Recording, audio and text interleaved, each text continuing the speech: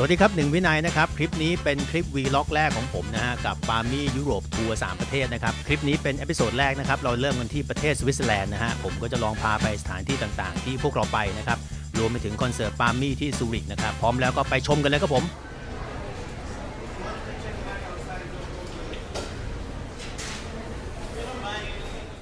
นี่เริ่มต้นทริปยุโรปนะครับเราอยู่กันที่สุวรรณภูมิตอนนี้ก็เพิ่งโหลดของเสร็จเรียบร้อยแล้ว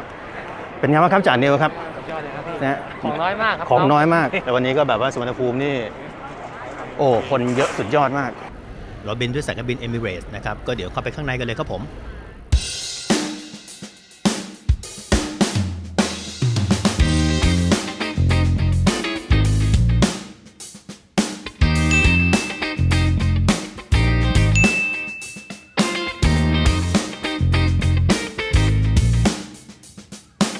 สวัสดีอย่างเป็นทางการครับทุกคนครับก็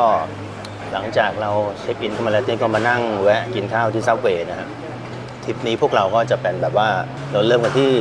ซูริกสวิตเซอร์แลนด์ก่อนนะครับแล้วก็ไปที่แฟรงก์เฟิร์ตเยอรมันนะฮะแล้วก็ปิดท้ายด้วยสต็อกโฮล์มที่สวีเดนนะครับก็ทริปนี้ก็จะจริงๆก็ลุ้นๆหน่อยนะเพราะว่าไม่ได้เอากีตาร์ไปเราขนเครื่องกันไปค่อนข้างน้อยมากเลยนะฮะก็อย่างผมก็พกไปแค่Line 6 HX Storm นะครับเอาตัว Storm XL ไปนะฮะแล้วก็เพดาล2อันแค่นั้นนะฮะเล่นง่ายๆเพราะว่ารู้สึกว่างานนี้มันเดินทางเยอะนะครับก็เลยไม่อยากจะสร้างภาระให้ตัวเองมากเน้นสบายๆไว้ก่อนนะครับดูจากตารางน่าจะค่อนข้างเหนื่อยเราเดินทางกันมาก็มีน้องเทคมาด้วย2คนนะครับน้องหินแล้วก็น้องมิวนะฮะซาวด์เอนจิเนียร์2คนนะครับน้องมิวนั่งอยู่นี่พอดีซาวเย็นนะฮะออกก็เรียกว่าออกไปต่างประเทศครั้งแรกในชีวิตเลยนะครับโอ้โหน้องนิวเทคนี่ก็ครั้งที่เท่าไหร่เนี่ยครั้งที่2ป่ะออกต่างประเทศครั้งที่2ครั้งที่3ตื่นเต้นไม่แพ้กันเดี๋ยวจากนี้ก็ขึ้นเครื่องแล้วก็เดี๋ยวเราจะไปต่อเครื่องที่ดูไบเดี๋ยวถ้ามีอะไรที่ดูไบน่าสนใจผมจะลองถ่ายให้ดูนะฮะก็มานี้ก่อนครับช้อปปิ้งแรกนะซื้ออะไรจ่ายบอยซื้อสเลดทางพรสายปวดหลังหลังจากทริปใต้เลยช็อปแรกนี่ครับแต่ละคนโอ้โหนี่อะไรเนี่ย8ร้อนผมตาเสือผมก็เพิ่งซื้อเอาครับช้อปปิ้งแรกพวกเราฮะต่อเครื่องที่ดูไบนะครับนั่งกันปวดก้นกันมัน7ชั่วโมงเดี๋ยวเราก็เหลืออีกครึ่งทางก็คืออีก7ชั่วโมงหนึ่งละท้อหนึ่งหลับสบายท่าทาง10นาทีท่วนคนยังกันนอนเยอะไปไหนสำหรับคนที่นั่งเครื่อง Emirates นะฮะก็ต้องมาต่อเครื่องที่สนามบินดูไบนะฮะสนามบินดูไบนี่ก็เป็นสนามบินที่เรียกได้ว่าใหญ่ระดับต้นๆของโลกนะครับมีทุกอย่างนะฮะจริงๆเขามี lounge first class ของเขาที่แบบเหมาทั้งชั้นเลยนะฮะอันนี้เป็นห้อง smoking lounge นะครับก็คือห้องเอาไว้สูบบุหรี่จริงๆเดินเข้าไปเนี่ยไม่ต้องสูบก็ได้ไปดูดควันในห้องก็เมาพอๆกันนะครับ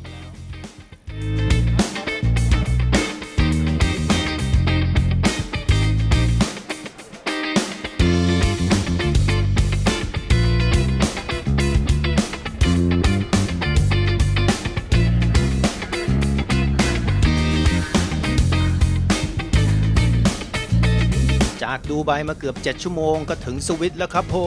มความเป็นระเบียบเรียบร้อยก็เริ่มเห็นตั้งแต่ในสนามบินเลยนะครับอันนี้เราก็ต่อรถไฟนะครับเพื่อไปอีกเทอร์มินอลหนึ่งเพื่อผ่านด่านตรวจคนเข้าเมืองนะครับอันนี้ก็เป็นรถที่ทางเจ้าภาพจัดมานะฮะเพื่อขนบรรดาสัมภาระกระเป๋าของเราทั้งหลายแหล่นะครับจากนี้เราก็จะออกจากสนามบินซูริกนะครับเพื่อไปที่เมืองฮอกดอฟนะฮะโรงแรมที่พักของเราครับ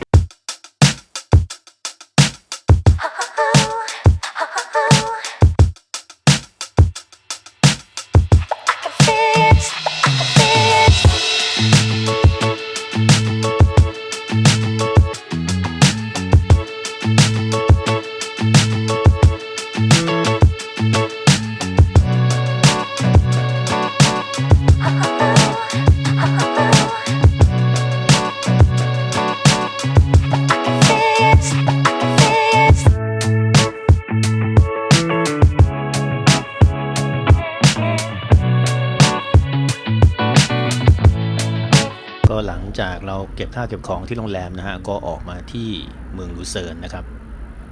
ก็เป็นเมืองที่แบบเป็นแหล่งช้อปปิ้งมีแบรนด์เนมเสื้อผ้าร้านอาหารนะฮะนี่เราอาจจะมากันค่อนข้างเย็นไปนิดนึงเกือบจะค่ำแล้ว ผมเคยมารอบก่อนเนี่ยก็มาช่วงกลางวันนะก็จะคึกคลื้นกว่านี้ เพราะคนที่นี่เขาจะค่อนข้างเข้าบ้านเร็วนะครับเพราะมันหนาวนะฮะนี่เรามาตอนนี้อากาศกำลังสบายนะก็10กว่าๆนะครับใส่แจ็คเก็ตตัวเดียวเดินได้ถนนหนทางในลูเซิร์นช่วงหัวค่ำนะครับก็ประมาณนี้ร้านก็จะเริ่มทยอยปิดกันแล้วนะฮะคนไม่เยอะนะครับก็สังเกตว่าบ้านเมืองเขาจะดูเป็นระเบียบเรียบร้อยมากนะฮะมีความสะอาดสูงบนถนนนี่แทบไม่เห็นขยะเลยนะครับจะมีแบบเศษเล็กเศษน้อยอันนี้คือเป็นร้านขายแบบบ้องดูดกัญชานั่นเองมีทุกรูปแบบให้เลือกสรรนะฮะที่นี่สูบกัญชาได้แต่ห้ามสูบในที่สาธารณะนะครับโดนปรับ100 ฟังนะดูดมั่วซั่วไม่ได้นะครับตอนนี้เรากำลังเดินกันไปที่สะพานไม้ชาเปลนะฮะหรือว่าชาเปลบริดจ์นะครับก็เรียกว่าเป็นแหล่งแลนด์มาร์คที่หลายคนมาลูเซิร์นเนี่ยก็จะต้องไปถ่ายรูปแดนนามิดครับเลยนะอันนี้ก็โดนร้องเรียนเรื่องเสียงกันจากคอนเสิร์ตไม่ได้พูดจริงไหมเนี่ยพูดจริงป่ะจริงแต่เรื่องไม่จริงก็เป็นรถเมล์นะฮะระบบไฟฟ้าคล้ายๆรถรางนะครับตอนนี้ก็เริ่มค่ำลงเรื่อยๆนะฮะเสียดายคราวนี้มาค่ำไปหน่อยนะครับถ่ายอะไรมาค่อนข้างยากมันมืดแล้วนะฮะด้านนี้เป็นทะเลสาบลูเซิร์นนะครับมันก็จะมีพวกเรือเอาไว้มานั่งทานอาหารช่วงตั้งแต่สายๆมานะครับตรงนี้เป็นย่านที่ขายพวกแบรนด์เนมโรเล็กซ์นาฬิกานู่นนี่นั่นนะฮะเป็นเมืองช้อปปิ้งอะครับง่ายๆบ้านเราก็เหมือนสยามสแควร์อะไรประมาณนี้นะฮะอาคารบ้านเรือนก็จะมีทั้งเก่าทั้งใหม่ปนๆกันไปอันนี้คือสะพานไม้ชาเปลสะพานนี้สร้างในปี1365นะครับถือว่าเก่าแก่มากๆเป็นจุดที่คนชอบมาถ่ายรูปกันนะครับก็จะเป็นสะพานไม้ที่ทอดยาวผ่านทะเลสาบลูเซิร์นตัวเมืองด้านนี้ยังค่อนข้างคึกคักนะฮะที่มันใกล้ตัวสะพานชาเปลเนี่ยเดินมาก็มาเจอลุงคนนี้นะครับกำลังนั่งเล่นน่าจะเมโลเดียนโบราณหรือเปล่าไม่แน่ใจนะฮะได้บรรยากาศมาก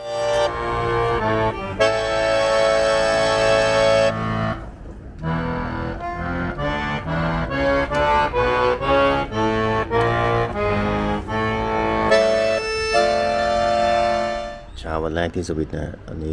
7:13อากาศ11องศาวันนี้ครึ้มๆมีฝนไปปรอยเหมือนกันตอนนี้นี่เป็นวิวจากระเบียงที่พักของพวกเรานะครับ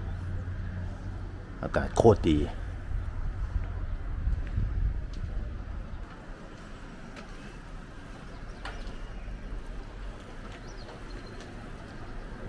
มันเจออย่างนี้ใช้ชีวิตแบบสโลว์ไลฟ์มากวิวจากด้านหลังที่พักนะครับ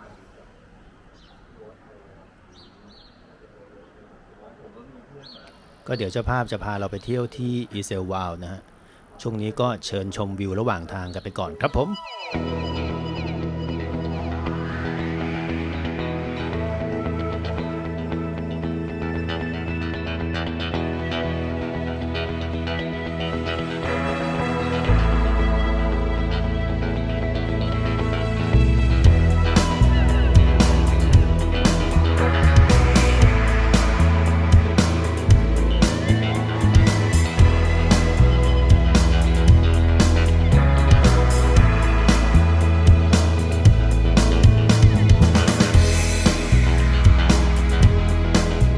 ตอนนี้เราอยู่กันที่อิสเดลวาลนะฮะถ้าออกเสียงไม่ถูกก็ขอประทานอภัยนะครับสวยมากครับอันนี้เรากำลังเดินลงไปที่จุดถ่ายรูปหลักของเมืองนี้เลยนะฮะก็คือทะเลสาบเบรียนส์นะครับเรียกได้ว่าใครมาที่นี่ต้องห้ามพลาดถ่ายรูปตรงนี้วิวพาโนรามาแบบโอ้โหสุดยอดมากนะฮะมาเห็นด้วยตาตัวเองจริงๆนี่แบบมันคนละฟีลกับรูปถ่ายเลยนะครับอากาศความใสของน้ำนะฮะวิวทิวทัศน์ต่างๆนี่แบบโอ้โหจริงๆเขามีล่องเรือด้วยนะครับแต่วันนี้ไม่เห็นนะสิ่งหนึ่งที่ทำให้เมืองนี้มันดังขึ้นมานะครับก็คือเป็นโลเคชั่นถ่ายซีรีส์เกาหลีเรื่อง Crash Landing on You นะครับเนี่ยไอสะพานไม้ตรงนี้นะฮะเนี่ยตามรูปเนี่ยพวกเราก็ไม่น้อยหน้านะครับดีไซน์ท่าโดยคุณอีฟนะครับเกือบเทกระจาดลงทะเลสาบทั้งวงนะฮะน้ำใสแบบว่าเลี้ยงปลาได้เลยนะครับระบบนิเวศนี่สุดๆตัวเมืองด้านนี้ก็เป็นโรงแรมเป็นหลักนะครับ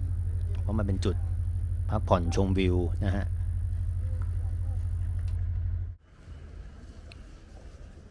ต่อมาเราก็มากันที่เมืองสต็อกแคปอะไรเนี่ยนะครับไม่รู้ออกเสียงไงนะฮะกะมาขึ้นกระเช้านะครับตามรูปนะฮะแต่ว่าไม่ได้ขึ้นนะครับเพราะว่าอากาศไม่ดีนะฮะหมอกเยอะแล้วก็ฝนเยอะนะครับก็เลยอดนะครับจานิวกล้าขึ้นกระเช้าไหมครับ ไม่กล้าครับสูงมากแล้วมันดูน่ากลัวมากเลยพี่ ชายชาติทหารเรา ทหารก็กลัวครับความ มี สูง เดี๋ยวมันเซฟตี้ดีมากอยู่ครับดีมากอยู่พี่ก็พูดไปพี่ก็ไม่เคยขึ้นนะ ก็เจอหิมะแรกของทริปนี้นะครับตรงนี้ก็คือจุดที่เวลาก็ขึ้นกระเช้าไปบนข้างบนสุดแล้วก็เขาก็จะสกีลงมานะฮะเราขึ้นไม่ได้สกีก็ไม่เป็นนะครับก็เลยอาศัยเล่นหิมะตรงนี้เอาแทนนะครับและสุดท้ายก็ความครีเอทีฟของคุณอีฟอีกแล้วนะฮะตอนแรกก็งงว่าจะให้วิ่งกันทำไมนะครับก็เล่นเอารองเท้าผมมรณภาพไป1คู่เลยนะฮะยางหลุดกระเด็นเรียบร้อยนะครับสุดท้ายไอ้คลิปนี้เนี่ยก็กลายมาเป็นคลิปโปรโมทที่ใช้สำหรับโปรโมทที่นู่นนะครับแล้วก็มาถึงวันที่3นะครับก็เป็นวันคอนเสิร์ตนะฮะตอนนี้เรากำลังเข้าไปที่ซูริกนะครับไปที่ Thai Food and Culture Festival Bulas นะครับก็อากาศวันนี้ไม่ค่อยดีนะฮะก็ฝนตกตลอดเวลานะครับค่อนข้างชื้นแล้วก็เย็นและชื้นนะฮะอึดอัดนิดหน่อยแล้วก็มาถึงฮอลล์ที่เล่นนะครับตกใจฮอลล์ใหญ่มากนะฮะก็เซตอัพเครื่องกันยังไม่เสร็จนะครับ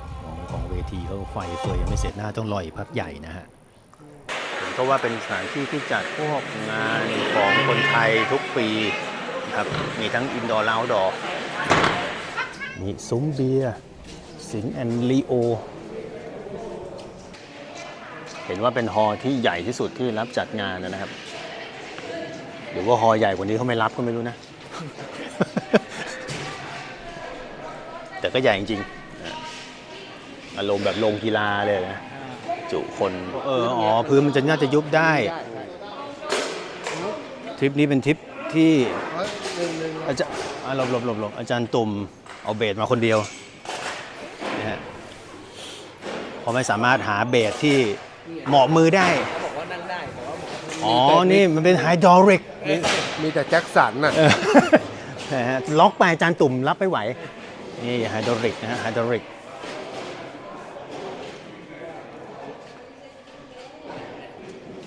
นี่เลยครับกีตาร์ยืมฮะวันนี้ตัวนี้ทอมแอนเดอร์สันดีกว่าผมหมดทุกตัว อันนี้เป็นตัวที่ผมใช้เจมส์เทเลอร์สตูดิโอคลาสสิกนะครับบอร์ดน่าจะโรสวูดนะตัวนี้สีเป็นเชเมียร์อย่างสวยดีนะครับตามมาตรฐานเจมส์ไทเลอร์วอร์มกันใหญ่วอร์มนะฮะวอร์มจันมิ้มชอบไหมครับจันมิ้มดีเลยพี่เอากลับบ้านเลยไหมฮะกลัวอยู่ ตรงนี้นี่คือเป็นหลุมเมื่อกี้เลยสามารถลงไปลึกได้โอ้โหโหลดของเข้าได้แจ๋วเลย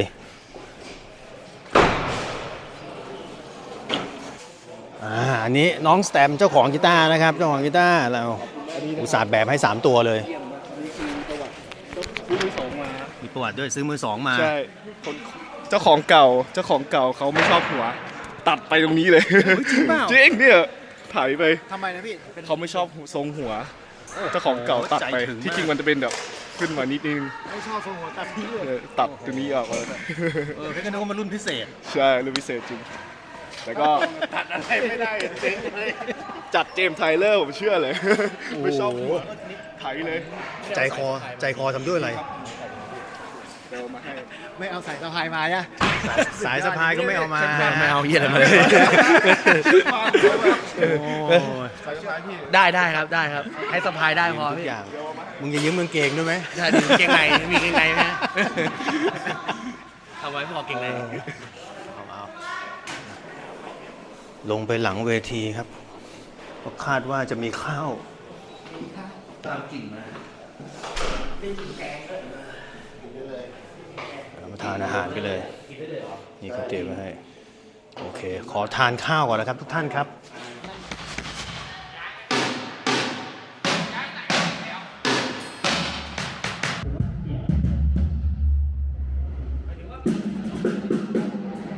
เ อฟเฟกต์ผมนะครับวันนี้ Line 6 HX Storm XL นะครับต่อลายตรงนะฮะของน้องอาร์มนะครับเป็น Yamaha Motive XF7 นะครับเครื่องยืมนะฮะจันบอยก็ลองยืมทั้งชุดได้ข่าวว่าได้ซื้อชุดนี้กลับบ้านไปด้วยนะครับคุณสุรมิมเราวันนี้มากับทอมเบนสัน Drop Top นะฮะแปลกตาไปเลยนะครับพี่ตุ่มนะครับยังเป็นแซนเบิร์กคู่ใจนะฮะอุตส่าห์แบกมาจากกรุงเทพนะครับถึงเวลาโชว์นะครับเสียงที่ได้ยินจะมาจาก Zoom S6 นะครับอัดจาก IEM ผมนะฮะ